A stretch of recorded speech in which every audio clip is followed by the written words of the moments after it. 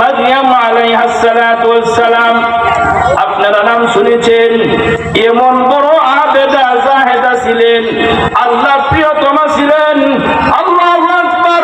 হযরত মারইয়াম আলাইহিস সালাতু ওয়াস সালামের নামে, ওনার নামের সাথে নামকরণ করে কুরআনুল কারীমের 114টা সূরার মধ্যে একটা সূরার নাম হচ্ছে সূরাতুল মারইয়াম।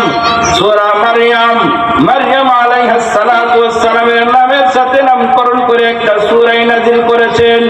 এই সূরার মধ্যে হযরত মারইয়াম আলাইহিস সালাতু ওয়াস সালামের ঘটনা উল্লেখ করেছেন। লম্বা ঘটনা।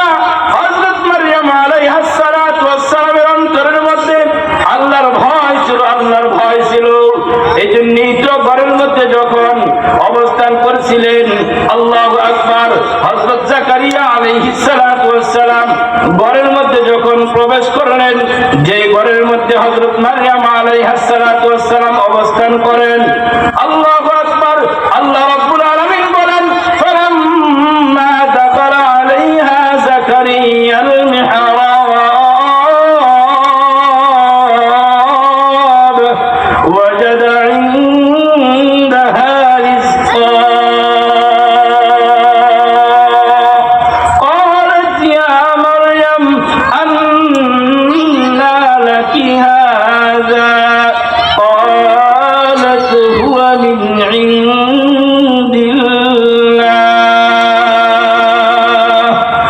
হযরত মারইয়াম আলাইহিস সালাতু ওয়াস সালামের কক্ষের মধ্যে প্রবেশ করলেন হযরত জাকারিয়া আলাইহিস সালাতু ওয়াস সালাম। প্রবেশ করার পর দেখেন বেমৌসুমি ফল দেখা যায়, এমন ফল ফুল দেখা যায় যেই ফল ফুল ওই সময় মক্কা মদিনার কোথাও পাওয়া যাবে না। জিজ্ঞেস করলেন, এই ফল ফুল কোত্থেকে আসলো? তোমার ঘরের মধ্যে রিজিক কোত্থেকে আসলো? মারইয়াম আলাইহিস সালাতু ওয়াস সালাম জবাব করলেন, ক্বালাত মিন ইনদিল্লাহ।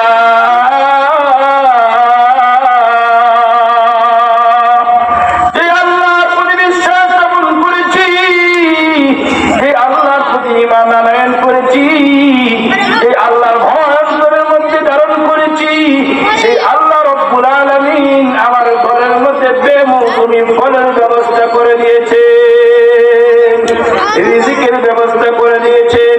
কেন রিজিকের ব্যবস্থা করে দিয়েছেন? আল্লাহর ভয় অন্তরের মধ্যে ছিল।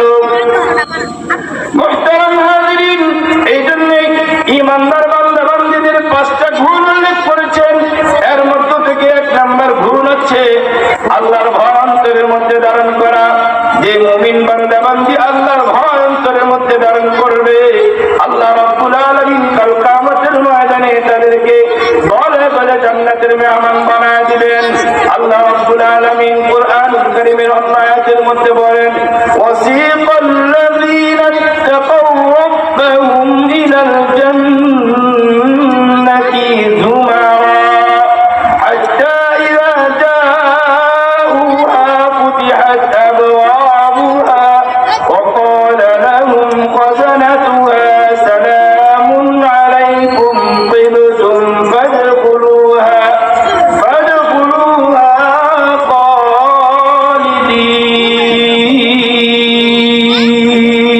খালিদিন। যারা মুত্তাকি, যারা পরহেজগার, যাদের ভিতরে আল্লাহর ভয় আছে, তাদেরকে দলে দলে আল্লাহ জান্নাতের মেহমান বানাবেন। জান্নাতের দরজার সামনে যাওয়ার সাথে সাথে জান্নাতের সমস্ত দরজা খুলে দেওয়া হবে এবং তাদেরকে স্বাগত জানায় জান্নাতের মধ্যে প্রবেশ করানো হবে। মুসলমান ভাইরা আমার, ঈমানদার বান্দা বান্দীদের 5টা বৈশিষ্ট্য আল্লাহ রাব্বুল আলামিন তুলে ধরেছেন। এর মধ্য থেকে 1 নাম্বার বৈশিষ্ট্য হচ্ছে আল্লাহর ভয়। 2 নাম্বার বৈশিষ্ট্য হচ্ছে কোরআনে কারীমের তেলাওয়াত করা। আল্লাহ রাব্বুল আলামিন বলেন, ওয়া ইযা তুলিয়াত আলাইহিম আয়াতু যাদাতুহুম ঈমানা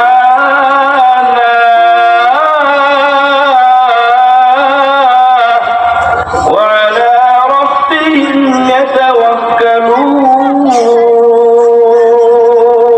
2 নম্বর বৈশিষ্ট্য হচ্ছে কোরআনে কারীম তেলাওয়াত করা। কোরআনে কারীম তেলাওয়াত করলে লাভটা কি হবে?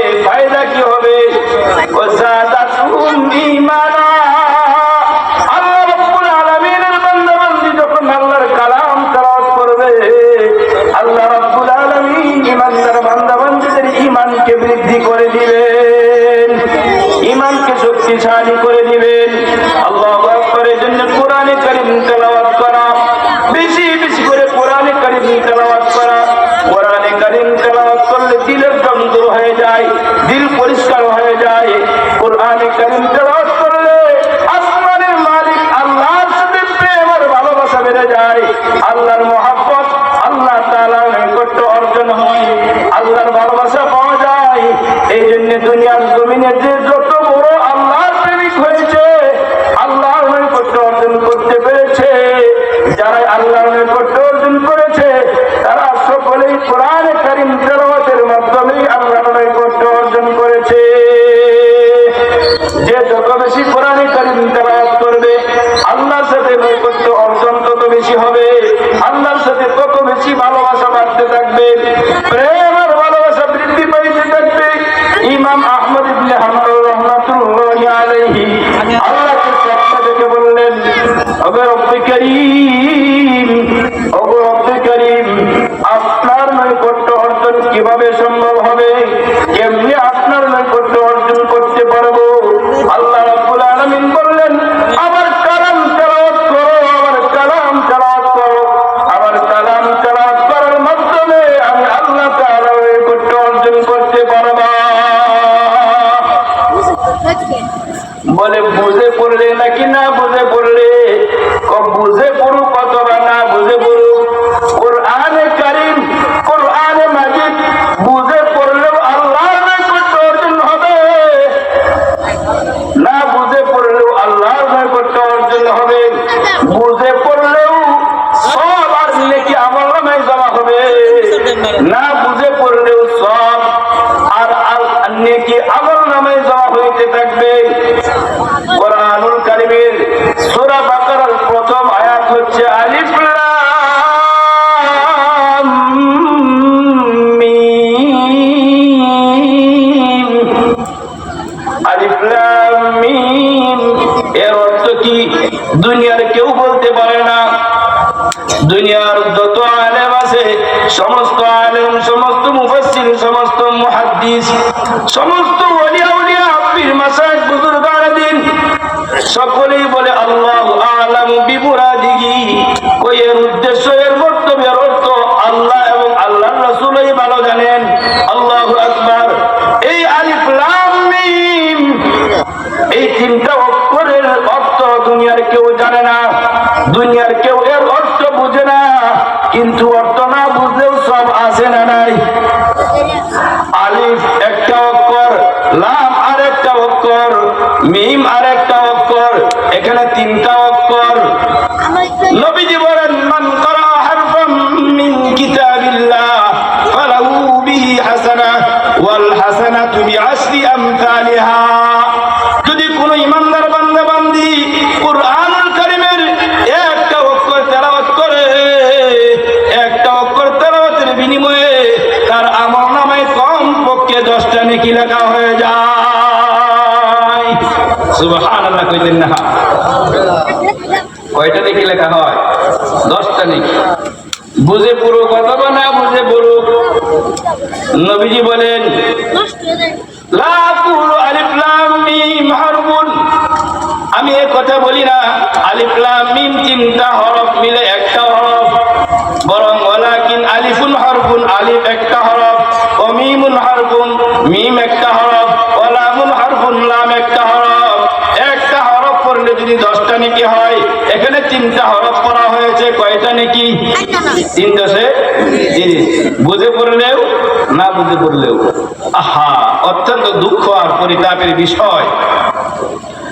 ভারাক্রান্ত হৃদয় নিয়ে বলতে হয়, এক বড় ফিতনা হচ্ছে বর্তমান সময়ে, কাদিয়ানী ফিতনা।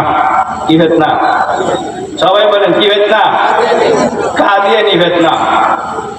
এরা মুসলমানদের, ইমানদারদের ইমান হরণ করে নিয়ে যাচ্ছে, ইমান নষ্ট করে দিচ্ছে। আরেক বড় ফিতনা হচ্ছে নব্য ফিতনা, সাদিয়ানী ফিতনা। কি ফিতনা? সাদিয়ানী ফিতনা। এরা সাদ সাহেবের ভক্ত।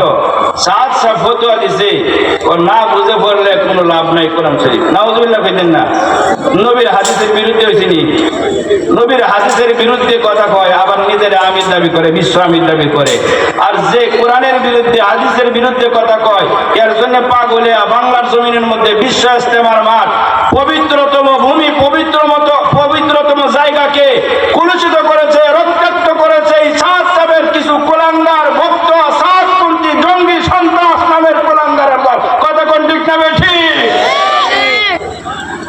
এই সমস্ত সাতপন্থী যারা রয়েছে এরা জঙ্গি সংগঠন, এরা বলে একরামুল মুসলিমিন।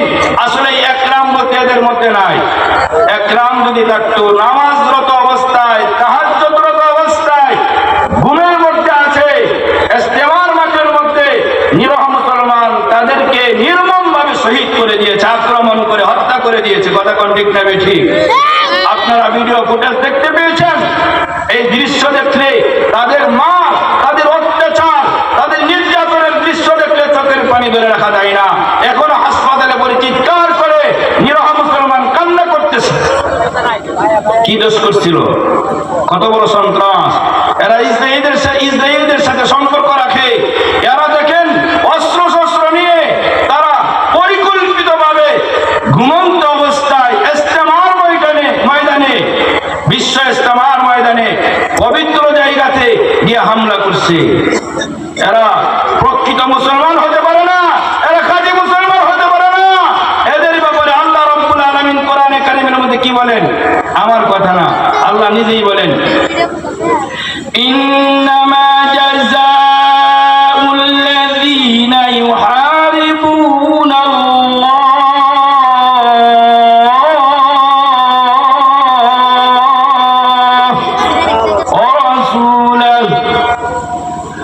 ويسعون في الأرض فسادا أن يقتلوا أو يصلبوا أو تقطع أيديهم وأرجلهم من خلاف أو ينفوا من الأرض ذلك لهم خزي في الدنيا ولهم في الآخرة عذاب عظيم। আল্লাহ রাব্বুল আলামিন বলেন, যারা আল্লাহ এবং আল্লাহর রাসূলের সাথে যুদ্ধ করে, যারা জমিনের মধ্যে ফিতনা সৃষ্টি করে, দাঙ্গা হাঙ্গামা লাগায় দেয়, এরা ইস্তেমার ময়দানে হামলা করে সারা দেশের মধ্যে দাঙ্গা হাঙ্গামা লাগাইছে কিনা, অশান্তি সৃষ্টি করেছে কিনা, আল্লাহ রাব্বুল আলামিন বলেন, যারা সন্ত্রাসী কর্মকাণ্ড করে, এরা অস্ত্র শস্ত্র নিয়ে সন্ত্রাসী কর্মকাণ্ড করছে কিনা। আল্লাহ রাব্বুল আলামিন বলেন সূরা মায়েদা ৩১ নম্বর আয়াত, আল্লাহ বলেন, যারা দুনিয়ার জমিনের মধ্যে দাঙ্গা হাঙ্গামা লাগায় দেয়, সন্ত্রাসী কর্মকাণ্ড করে, এদের বিচার হচ্ছে এদেরকে হত্যা করে ফেলা। এদেরকে কি করা? কার কথা? আল্লাহর কথা। সুতরাং বর্তমান মাননীয় সরকার মহোদয়কে বলবো, সরকার উপদেষ্টার প্রধানকে বলবো, যারা খুনি সন্ত্রাসী এই সাতপন্থী যারা রয়েছে, যারা নির্মম ভাবে আমার আপনার মুসলমান ভাইদেরকে হত্যা করেছে, এদেরকে অনতিবিলম্বে গ্রেফতার করে দৃষ্টান্তমূলক শাস্তি প্রদান করতে হবে। কথা কোন ঠিক না ঠিক? এদেরকে ফাঁসির কাস্টে ঝুলাতে হবে, এদেরকে ফাঁসির কাস্টে ঝুলা হত্যা করতে হবে। কথা বলেন ঠিক না ঠিক? আল্লাহ রাব্বুল আলামিন বলেন সূরা নিসা ৯৩ নম্বর আয়াত, আল্লাহ বলেন, মান কাতালা নাফসান বিগাইরি নাফসিন আও ফাসাদিন ফিল আরদি ফাকান্নামা কাতালান নাস জামিআ। মান কাতালা নাফসান বিগাইরি নাফস, সূরা মায়েদার ৩২ নম্বর আয়াত, আল্লাহ রাব্বুল আলামিন বলেন, যদি কোন ব্যক্তি একজন মানুষকে হত্যা করে, কয়জন? একজন মানুষকে হত্যা করে,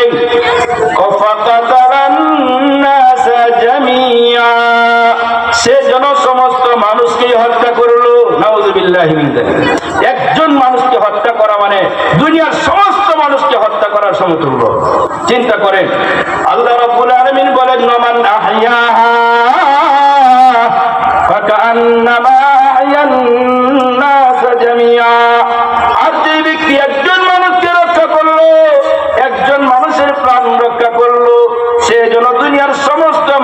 প্রাণ রক্ষা করলো।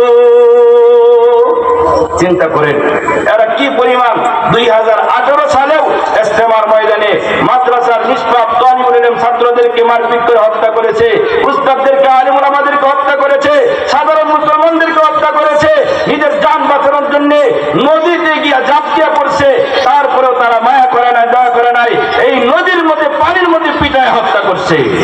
এরা কি খাঁটি মুসলমান হইতে পারে? এরা জঙ্গি, এরা সন্ত্রাস। এদেরকে অনতিবিলম্বে এদেরকে সন্ত্রাস আখ্যায়িত করে এদেরকে গ্রেফতার করে ফাঁসির কাস্টে ঝুলাতে হবে। কথা বলেন ঠিক না বেশি? সরকার উপদেষ্টাকে বলবো সমস্ত সাহাববন্দীদের কার্যক্রম বন্ধ করতে হবে, অনতিবিলম্বে তাদের সমস্ত কার্যক্রম বন্ধ করতে হবে এবং ইস্তেমার ময়দান, কাকরার মসজিদ উলামায়ে কেরামদের তত্ত্বাবধানে চলবে। আগামী বিশ্ব ইস্তেমা উলামায়ে কেরামদের তত্ত্বাবধানে চলবে। কথা বলেন ঠিক না বেশি? মুসলমান ভাইরা আমার, আল্লাহ রাব্বুল আলামিন সূরা নিসার মধ্যে বলেন, ওয়া ইয়াকতুল মুমিনা মুতাআম্মিদান ফাজাযাউহু জাহান্নাম। যে ব্যক্তি ইচ্ছাকৃতভাবে কোনো মুসলমানকে হত্যা করে, কোনো বান্দাবান্দীকে হত্যা করে, তার ঠিকানা হবে জাহান্নাম। নাউযুবিল্লাহি মিন যালিক। হত্যা করা কি বৈধ? হত্যা করা হারাম, কবিরা গুনাহ, কাউকে হত্যা করা যাবে না। এরা কেমন দাওয়াত তাবলীগের কাজ করে? এরা একজন মুসলমান, নিরপরাধ মুসলমানকে হত্যা করে। নাউযুবিল্লাহি মিন যালিক।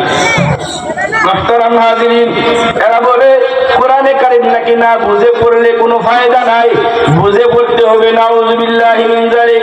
আর আল্লাহর নবী বলেন কোরআনে কারীম বুঝে পড়ুক অথবা না বুঝে পড়ুক, বুঝে পড়লেও লাভ, না বুঝে পড়লেও লাভ। আল্লাহু আকবার। কাফের বেঈমান মুশরিকের দল নবীজি যখন কোরআনে কারীম তেলাওয়াত করতেন তাদের দিলটাও নরম হয়ে গেছে। কোরআনে কারীমের তেলাওয়াত শুনে আর টিকতে পারে নাই, আর ঠিক থাকতে পারে নাই। নবীজির হাতে হাত রেখে কালমা পড়ে মুসলমান হয়ে গেছে। একজন কাফের দিলের মধ্যে যদি পরিবর্তন আসে কোরআন তেলাওয়াতের মাধ্যমে, তাহলে আপনি আমি মুমিন ঈমানদার, আমি আপনি যখন তেলাওয়াত করব তখন আমার আপনার মধ্যে ঈমানের পরিবর্তন আসবে না? অবশ্যই আসবে। মুহতারাম হাজিরিন, বলতেছিলাম যে 5 গুণে যদি গুণান্বিত হইতে পারি আল্লাহর দরবারে আমরা নির্ভেজাল মুমিন হতে পারবো, খাঁটি মুমিন হতে পারবো। 1 নাম্বার সিফাত হচ্ছে, 1 নাম্বার বৈশিষ্ট্য হচ্ছে আল্লাহর ভয়। 2 নাম্বার বৈশিষ্ট্য হচ্ছে কোরআনে কারীমের তেলাওয়াত করা। কি করা? কোরআনে কারীমের তেলাওয়াত করা। কোরআনে কারীম যে ব্যক্তি তেলাওয়াত করে, কোরআনকে যারা মহব্বত করে ভালোবাসে, এই কোরআনে কারীম তার জন্য সুপারিশ করে তাকে জান্নাতের মেহমান বানায় দিবেন। সুবহানাল্লাহ। মুহতারাম হাজিরিন, সময় শেষ। আল্লাহ রাব্বুল আলামিন যদি সামনে সুযোগ সময় দেয় বাকি 3টা বৈশিষ্ট্য নিয়ে আলোচনা হবে। এখন আমি আপনাদের সম্মুখ থেকে বিদায় নিচ্ছি। আসসালামু আলাইকুম ওয়া রাহমাতুল্লাহি ওয়া বারাকাতুহু।